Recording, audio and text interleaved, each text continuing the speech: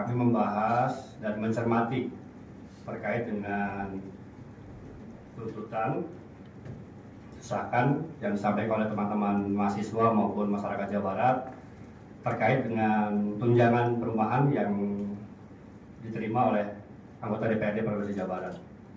Nah, setelah tadi kami membahas, para pimpinan DPRD dengan seluruh ketua fraksi, kami bersepakat, kami siap tunjangan perumahan yang selama ini kami terima untuk dievaluasi.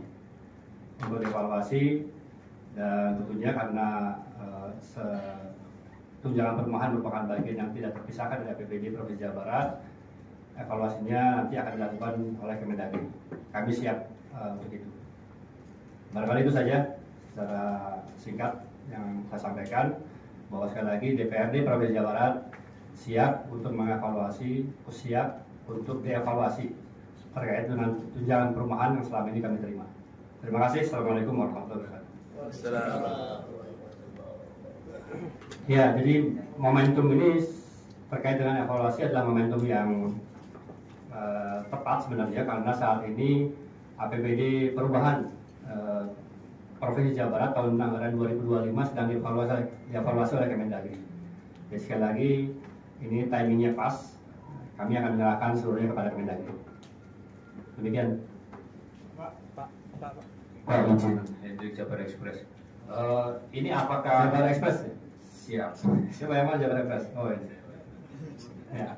Bapak izin, ini apakah hanya fokus di anggaran tunjangan perumahan saja? Kalau melihat detailnya itu kan nampaknya juga nggak hanya tunjangan perumahan yang jadi sorotan. Nah itu satu.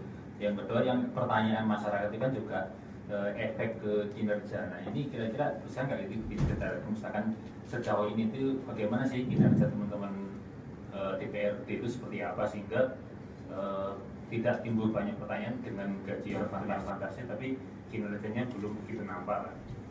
Itu yang pertanyaan dari masyarakat, mungkin bisa dijawab. Terima kasih. Ya, di dalam unit penerimaan kita, di dalam take home pay kita, yang terbesar itu adalah tunjangan perumahan. Nilainya 62 bagi anggota, 64 bagi pimpinan.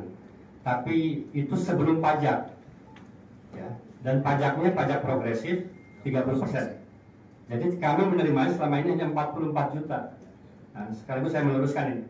Jadi dari 64 juta yang saya terima dan 62 di anggota, di dalam list gaji kami itu sebelum pajak, dipajak 30%. Jadi kami terimanya hanya sebesar 44 juta sebenarnya. Dan itu merupakan bagian yang terbesar dari take home pay kita. Kenapa mungkin ada tuntutan dari mahasiswa, masyarakat, karena itu memang itu yang terbesar. Nah, terkait dengan kinerja, mohon dipahami, Provinsi Jawa Barat mungkin berbeda dengan provinsi yang lain seperti tetangga kita. Jawa Barat terdiri dari 27 kabupaten kota, jaraknya relatif jauh gitu ya, satu kabupaten dengan kabupaten kota lainnya. Dan kemudian di dalam undang-undang menyatakan bahwa setiap anggota dewan berkedudukan di ibu kota provinsi, dan kita tidak mempunyai rumah dinas. Di undang-undang disebutkan bahwa setiap anggota DPRD wajib berkedudukan di ibu kota provinsi, yaitu di kota Bandung artinya. Dan kita tidak punya rumah dinas. Jadi itu adalah hak kita yang kami terima sesuai dengan peraturan pemerintah nomor 18 tahun 2017. Nanti bisa dibaca silakan di PP tersebut. Jadi dengan kata lain, ini adalah penerimaan yang legal kami terima.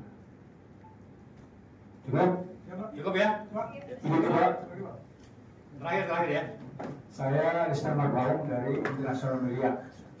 Pertama, apa yang melatar belakangi sehingga pimpinan mau mengevaluasi misalnya tunjangan perumahan? Yang kedua, sudah berapa lama nih Pak Bapak terima Pak? Ketiga, kalau nggak salah itu perumahan DPRD Jabar ada di Antapani kira-kira 20 tahun yang lalu Pak. Terima kasih. Ya. Yang pertama, setiap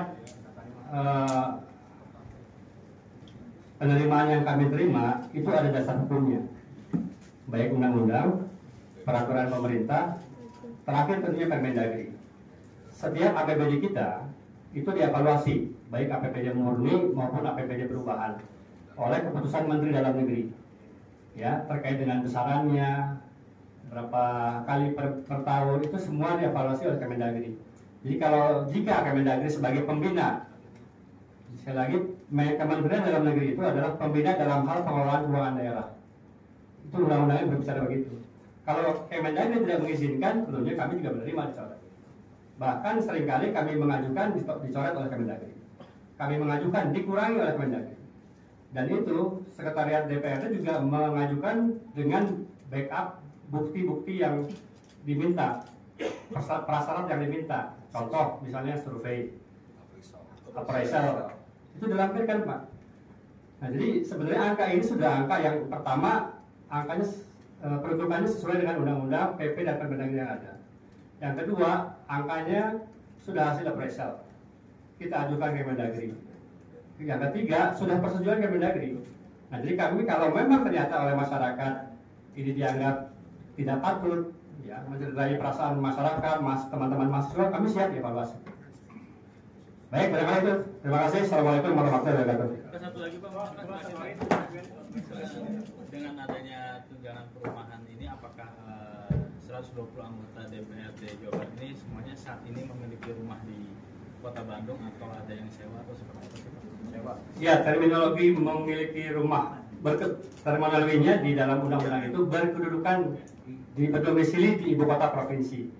Nah, jujur, dan yang kami terima juga tentunya tidak serta-merta cukup juga barangkali untuk membeli rumah. Jadi ada yang membeli rumah sekedarnya, secukupnya. Ada juga yang kontrak, atau ada juga yang mungkin membeli apartemen dengan nilai yang kami terima. Nah, dengan adanya tunjangan perumahan tersebut, hampir seluruh anggota dewan mengambil pinjaman dari Bank Jabar Banten. Mengambil pinjaman dari Bank Jabar Banten yang dibayar setiap bulan selama 5 tahun. Selama 5 tahun dibayar setiap bulan. Dan cicilannya adalah 45.900.000 setiap bulan.